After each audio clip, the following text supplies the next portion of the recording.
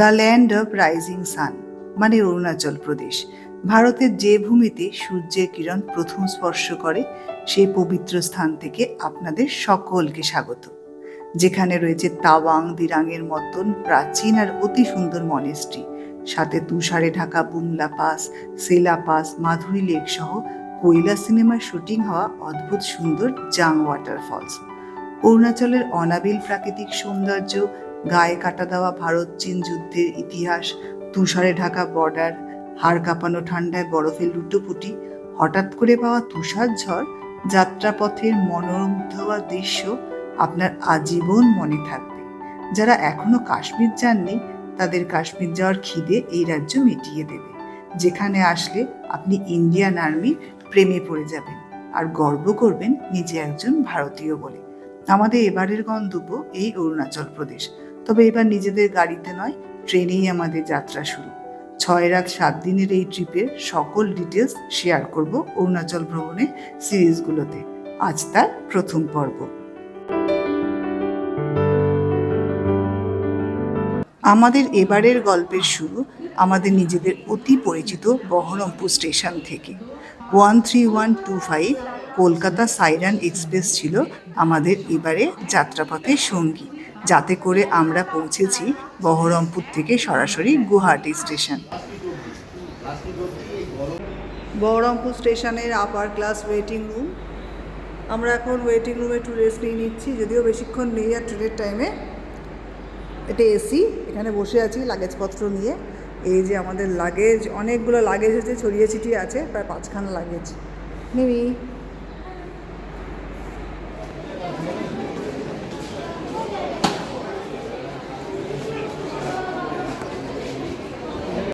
বহরমপুর স্টেশনে সাইরাং এক্সপ্রেসের টাইম ছিল বেলা 1:40, কিন্তু বিফোর টাইম মানে প্রায় 4 মিনিট আগেই ঢুকে গেল এই ট্রেনটা, আর আমরাও উঠে পড়লাম আমাদের গন্তব্যের জন্য।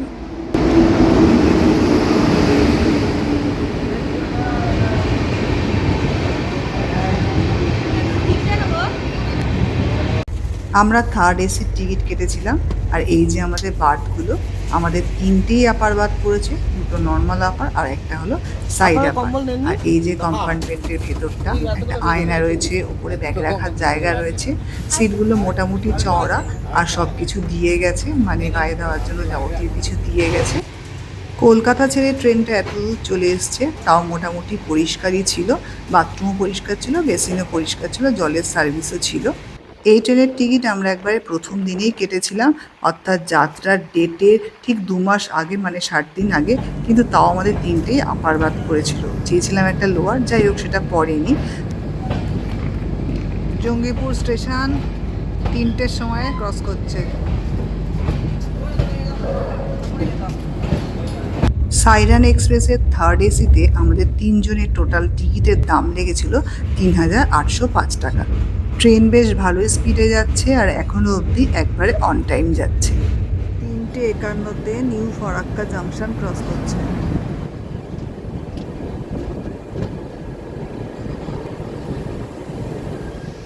আমাদের কম্পার্টমেন্টের বেশিরভাগ জন এই সময় ঘুমালেও আমি কিন্তু ঘুমাইনি, কারণ আমি জানি ফারাক্কার ওপর দিয়ে ক্রস করছি মানে আমি গঙ্গা দেখতে পাবো, তাই চলে এসেছি একবারে গেটের দোরগোড়ায় গঙ্গা দেখার জন্য। এই দেখুন কি বিশাল চওড়া গঙ্গা, আর এই সময় কিন্তু কয়েকটা লক গেট খোলা ছিল, যেটা আমি ভিডিওতে দেখাতে পারিনি, কিন্তু আমি নিজের চোখে দেখেছি জল ছাড়া চলছে তখন। অনেক তাড়াতাড়ি খেয়ে দিয়ে উঠেছি দুপুরবেলায়, সেই জন্য মানে 12টার সময় যেহেতু লাঞ্চ করা হয়ে গেছিলো, এখন খিদে পেয়ে গেছে, তাই এখন মুড়ি চানাচুর চিড়ে ভাজা এইসব খাচ্ছি। একটু আগে দই টই খেয়েছি, ট্রেনে উঠে পরপর খাওয়া চলছে। এই যে মুড়ি চানাচুর ইত্যাদি ইত্যাদি, মানে মুড়ি নিয়ে এসেছি, আমাদের বহরমপুরের মুড়ি, এর মধ্যে একটু চিড়ে ভাজা আছে, চানাচুরের প্যাকেট। ভালোই লাগছে খেতে। মুড়ি ভোজনে ব্যস্ত যাও, আবার এক কানে ফোন ধরে মুড়ি খাচ্ছে। ট্রেনে আমাদের সংসার আজকে রাতের মতো। সবই দিয়েছে, বালিশ, কম্বল, 2টো ওয়ার, মানে 2টো চাদর। এই একটা পেতেছি, আর একটা যে রয়েছে গায়ে দেওয়ার জন্য। 8:40-45-এ ঢুকলো এনজেপি স্টেশন। একটু লেট করলো, লেট করে ঢুকেছে। আমরা ফাইনালি নেমে গেছি। এই যে 5:40 বাজে এখন গুয়াহাটি স্টেশনে। ট্রেনটা আধ ঘন্টা লেট করেছে, 5:10-এ ঢোকার কথা ছিল, 5:40-এ ঢুকলো সাইরান এক্সপ্রেস। এবার আমরা একটু ফ্রেশ হতে যাচ্ছি। গুয়াহাটি স্টেশনে ওয়েটিং রুম রয়েছে, জেনারেল ওয়েটিং রুম, মানে থার্ড এসি আর স্লিপার একসাথে। তো আমরা সেটাতে যাইনি, আমরা বাইরের দিকে বেরিয়ে আসছিলাম, তাই গুয়াহাটি লাউঞ্জে ফ্রেশ হওয়ার জন্য ঢুকেছি। এখানে প্রতি ঘন্টা 30 টাকা প্রতিজন। আমরা এই গুয়াহাটি লাউঞ্জে ফ্রেশ হলাম, তবে ভেতরটা খুব একটা পরিষ্কার না, বেশ নোংরা। আর এই যে বাইরেটা, আমাদের এখন গাড়ি বুক করা রয়েছে, আমরা এখন গাড়ির দিকে যাচ্ছি। আমরা গুয়াহাটি স্টেশন থেকে বেরিয়েছি, এই যে এটা গুয়াহাটি স্টেশন। আর এর সামনের দিকে এইখানে একটা এন্ট্রি রয়েছে, আর এক্সিটটা হলো এদিক দিয়ে, মানে আমরা এই বাদিকে এইখানটা দিয়ে বেরোলাম। বেরিয়ে এখন উল্টো দিকে যাচ্ছি, এদিকে কার পার্কিং রয়েছে আমাদের আগে থেকে বুক করে রাখা গাড়ি, সেদিকে। এইটা আমাদের এবারে সঙ্গী অরুণাচল ট্রিপে। এই গাড়িতেই আমরা পুরো 6 রাত 7 দিনের ট্রিপ করব। আর এই যে আমাদের ড্রাইভার সাহেব আমাদের লাগেজ ঢোকাচ্ছেন। ফাইনালি আমাদের অরুণাচল ট্রিপ স্টার্ট হয়েছে, মানে আমরা গাড়িতে উঠে গেছি। এখন প্রায় সকাল 7টা, 5:42 নাগাদ নামিয়েছিল ট্রেনটা এতে গুয়াহাটি স্টেশনে। তো সেখানে আমরা একটুখানি ফ্রেশ হয়েছি, একটু সময় লেগেছে, সেই জন্য ফ্রেশ হয়ে নিয়ে আমরা আমাদের গাড়ি দিয়ে এবার রওনা হয়েছি আজকে ভালুকপংয়ের উদ্দেশ্যে। সকালের গুয়াহাটি শহর, এই গুয়াহাটি শহরে আমরা এর আগেও একবার এসেছি শিলং মেঘালয় ট্রিপে, মানে এটা আমাদের সেকেন্ডবারের আসা। তো এখন আমরা এই শহরকে ছাড়িয়ে এগিয়ে যাচ্ছি। বৃষ্টি হয়েছে বলে হালকা ঠান্ডা ঠান্ডা ওয়েদার রয়েছে। আমরা গাড়ি করে কিছুটা দূর এসেছি, আসাম ক্রস করে মেঘালয়ের ভিতর দিয়ে যাচ্ছি এখন, মানে মেঘালয়ে ঢুকে গেছি। তো এখানে একটা টি ব্রেক নিচ্ছি, একটুখানি চা আর ব্রেকফাস্ট করে নেবো, কারণ আমাদের ব্রেকফাস্ট করা হয়নি। এখন বাজে 7:45, মানে একটু আগে আমরা রওনা দিয়েছিলাম, খানিক্ষণ বাদে এসে দাঁড়িয়েছি ব্রেকফাস্টের জন্য।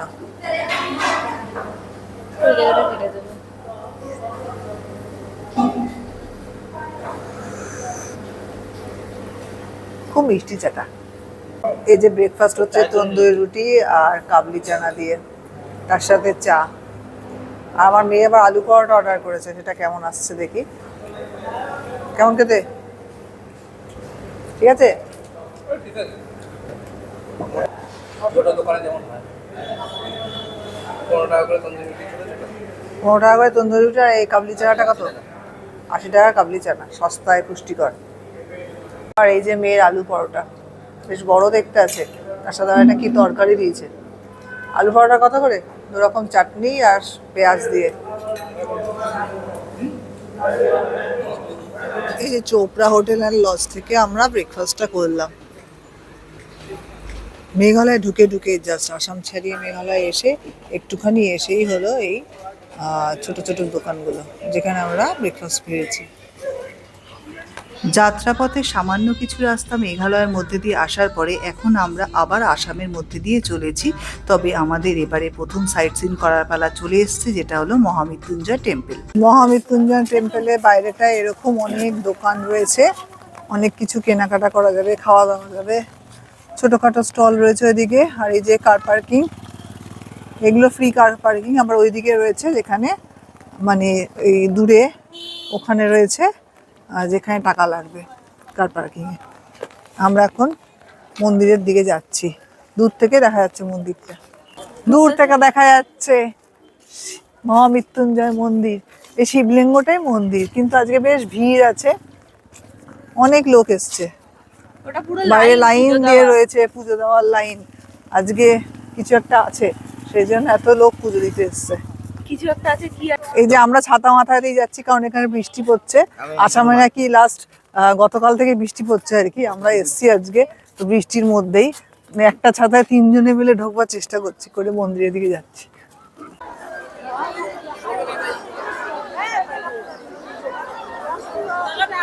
অনেকগুলো সিঁড়ি দিয়ে উঠে যেতে হচ্ছে মন্দিরের দিকে।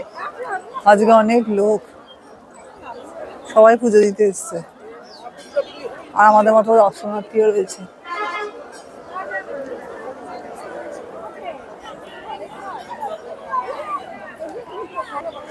এখানে সব প্রদীপ জ্বালাচ্ছে, প্রদীপ মোমবাতি জ্বালানোর জায়গা।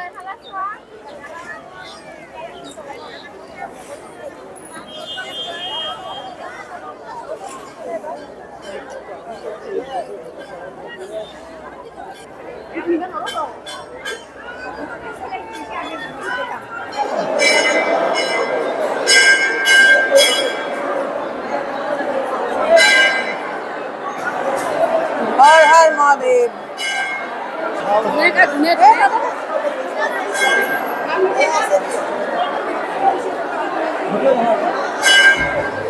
আমার পিছনে এটাই হলো মহামৃত্যুঞ্জয় টেম্পল। এই যে বাইরে বিশাল বড় একটা শিবলিঙ্গ, আর ভেতরে দেখালাম শিবলিঙ্গ যেখানে পুজো হচ্ছে, আর চারপাশে প্রচুর লোকজন, বেশ ভিড়, অনেকেই পুজো দিচ্ছে। আমরা যদিও দর্শন করে বেরিয়ে আসছি, অল্প একটু সময় কাটাবার জন্য বেশ ভালো, বেশ পিসফুল জায়গা। আর আজকে তো বৃষ্টি পড়ছে, তো একদমই গরম নেই, বেশ ভালো লাগছে। সে কেওনঝড়ের দিকের মতন রাস্তা দেখো।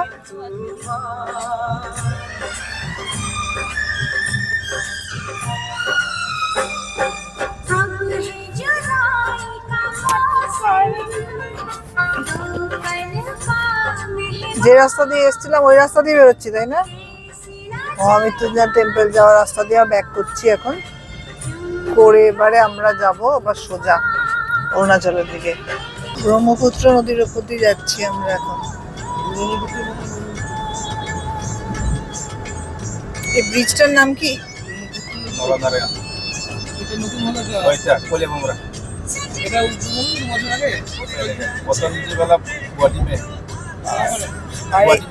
ये ब्रिज का नाम क्या है? ये कोलेबमरा। कोलेबमरा, कोलेबमरा ब्रिज, कोलेबमरा ब्रिज। কি জানি নামটা ঠিকঠাক বললাম? ब्रिज नाम क्या बताया? আমরা ব্রিজের উপরে একটু ঘুরে বেড়াচ্ছি। এখানে দাঁড়াতে দেয় না, তাও আমরা গাড়ি দাঁড় করিয়েছি। এই যে দেখতে পাওয়া যাচ্ছে ব্রহ্মপুত্র রিভার, সুন্দর লাগছে দেখতে। কি বিশাল বড় চওড়া, নিট অ্যান্ড ক্লিন ব্রিজ না? ভালো লাগছে দেখতে। আমরা দাঁড়িয়ে আছি ব্রিজের ওপরে, ভালো লাগছে। মানে এইটা অরুণাচল যাওয়ার আগে পড়ছে, ওই যে মহামৃত্যুঞ্জয় টেম্পলটা দেখে খানিকটা এলাম। তারপরে চাইলে এখানে একটু গাড়ি থামে 5 মিনিটের জন্য দাঁড়ানো যেতে পারে, একটা ছবি টবি তোলা যাবে। আর আজকে মেঘলা মেঘলা আকাশ, তো ওই জন্য আরো ভালো লাগছে। এই যে পেছনে আমাদের গাড়ি দাঁড়িয়ে, আর ব্রহ্মপুত্র নদী। এবার আমরা যাচ্ছি জিয়াভারালি রিভারের উপর দিয়ে। এই ব্রিজটা নিচ দিয়ে যেতে হবে, আমরা এখন উপর দিয়ে যাচ্ছি, আবার ঘুরে গিয়ে নিচ দিয়ে আসবো। আমরা উপরের দিকে চলে এসেছিলাম আসলে।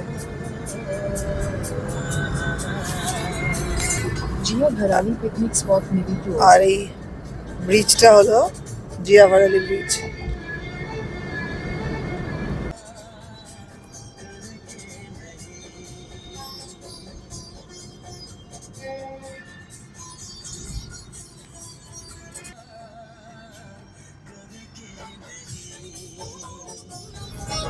ওপরের দিকে উঠছে দেখো রাস্তাটা, ব্রিজের ওপরে নাকি? না, আচ্ছা, এবারে নদী सुखा है। তাই তো, জল নেই। ওই দূরের নদীটা হলো জিয়াভারেলি নদী, ব্রহ্মপুত্র নদীর একটা শাখা। বর্ষার সময় জল চলে আসে এই বোল্ডার গুলো অব্দি, কিন্তু এখন তো বর্ষার অনেক পরে, মার্চ মাস বলে।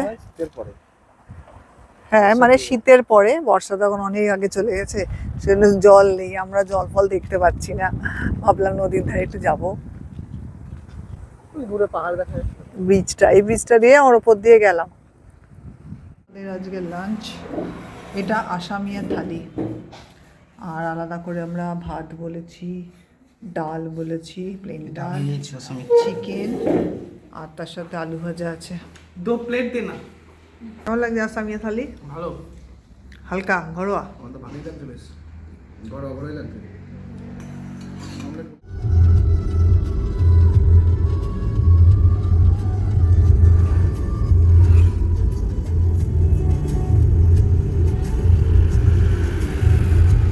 গুয়াহাটি থেকে ভালুকপংয়ের ডিস্টেন্স 246 কিলোমিটার। টাইম লাগবে টানা আসলে 4.5 থেকে 5 ঘন্টা। তো আমাদের প্রথম নাইট স্টেটা ছিল ভালুকপংয়ে, তবে পরে মনে হয়েছিল যেহেতু ট্রেনটা সকাল সকাল গুয়াহাটি ঢুকছে তো সরাসরি দিরাং চলে যাওয়া যেত। যারা খুব সকাল সকাল গুয়াহাটি ঢুকবেন আমরা বলবো তাদের প্রথম রাতটা দিরাঙেই চলে যেতে এবং ওখানেই নাইট স্টে করতে, তাহলে একটা দিন বেঁচে যাবে।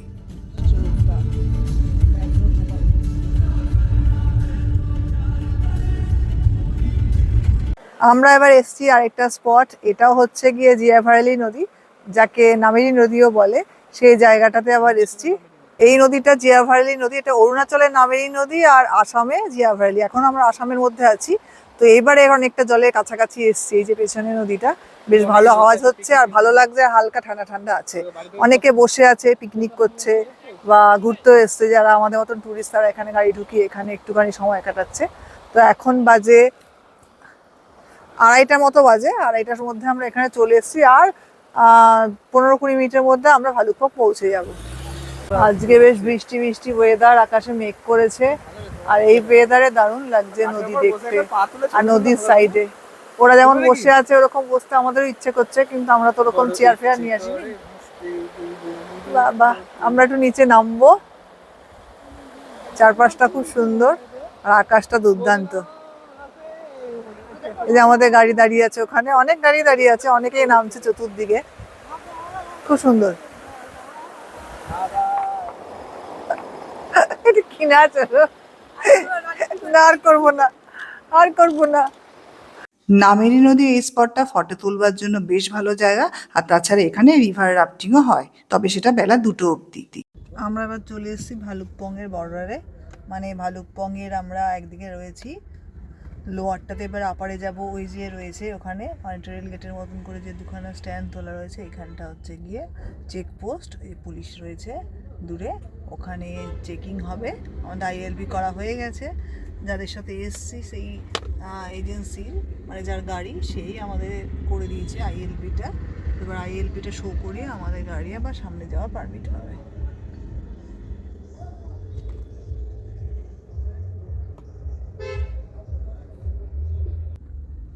এই যে লেখা রয়েছে welcome to the land of rising sun, এইখানেই হচ্ছে গিয়ে আইএলপি চেক হবে। এটাই হলো চেকপোস্ট। আমাদের অলরেডি আইএলপি করা আছে, সে আইএলপি দেখাতে গেছে এখন। এটা হলো আমাদের ভালুকপংয়ের থাকার জায়গা, আজকে রাতের আস্তানা অর্কিড গেস্ট হাউস। 3 বেডরুম, এটা ডাবল বেড, এটা সিঙ্গেল বেড, এসি আছে, পাখাও রয়েছে, 2টো পাখা আছে, দুদিকে 2টো পাখা, এদিকে একটা কাচের বড় উইন্ডো আর এদিকেও আর একটা পর্দাদি উইন্ডো আছে, এদিকে ওয়ার্ড্রোব রয়েছে। রুমটা বেশ বড়, তবে লম্বায় অনেকটা বড়, মানে সামনে এই জায়গাটা অনেকটা জায়গা। আর এই যে টিভি রয়েছে, টিভি ক্যাবিনেট, একটা মিরর দেওয়া রয়েছে, তার সাথে ওয়ার্ড্রোব রয়েছে অ্যাটাচ। আর এদিকে একটা চেয়ার দিয়েছে, যদিও চেয়ার মোটে একটাই রয়েছে, ময়লা ফেলার জায়গা রয়েছে। আর এটা হলো ওয়াশরুমটা, এই যে ওয়াশরুমটা, এটাও লম্বায় বেশ বড়, মানে বড় কিন্তু লম্বায়। গিজার রয়েছে, তবে আমরা এইমাত্র ঢুকলাম, এখন বিকেল হয়েছে, এইমাত্র ঢুকলাম। একটু আগে কারেন্ট চলে গেছিলো এবং আমরা লোডশেডিংয়ের মধ্যে ঢুকেছি, কারেন্ট ছিল না বেশ অনেকক্ষণ, 10-15 মিনিট। আর এদের রাস্তাটা মেন রোড থেকে একটু ঢুকতে হচ্ছে পিছনে, সেটা আবার আজকেই ঢালাই হচ্ছিল, সেজন্য আমাদের হেঁটে হেঁটে আসতে হয়েছে, এটাই শুধু অসুবিধা হয়েছে। এমনি প্রপার্টিটা খারাপ না, বেশ বড়। এখন দেখা যাক আজকে রাতটা থেকে কেমন লাগছে। এই ছেলেটা আমাদের হেল্প করছে। উইন্ডো খুলে দেখবো নাকি দিনের সকালে দেখাবো? থাকবে, খুললাম না, পর্দা টেনে দিলাম। এসি রয়েছে যদিও, কিন্তু এসি আমাদের লাগছে না, বেশ ঠান্ডা, বেশ ঠান্ডা। ভালুকপংয়ে দেখলাম বেশ অনেক হোটেলই রয়েছে। আমরা যে হোটেলটায় মানে এই গেস্ট হাউসটা নিয়েছি, এটা ওরা 2000 টাকা বলেছে পার নাইট এখন মার্চ মাসে, আর নেগোশিয়েট করবে বলেছিল, এখন দেখা যায় কতটা কী করে। উইদাউট ব্রেকফাস্ট এটা, বাদ বাকি সব জিএসটি ফিএসটি ইনক্লুড করে 2000 টাকা। এইটা হলো হোটেল, অর্কিড গেস্ট হাউস, এইটাতে আমরা ভালুকপংয়ে নাইট স্টে করলাম, 1 নাইট স্টে করেছি। এটা hotel Orchid guest house, Orchid guest house আর কি, এটা হোটেল নয়। যাই হোক, এর সামনেই এত বড় এরিয়া রয়েছে, এটাতে কার পার্কিং করা যাবে। কিন্তু এখন ওদের এটা হলো, এই যে এটা হলো মেন গেট, মেন গেটের বাইরে রাস্তাটা ঢালাই হয়েছে বলে আমরা হেঁটে হেঁটে এসেছি।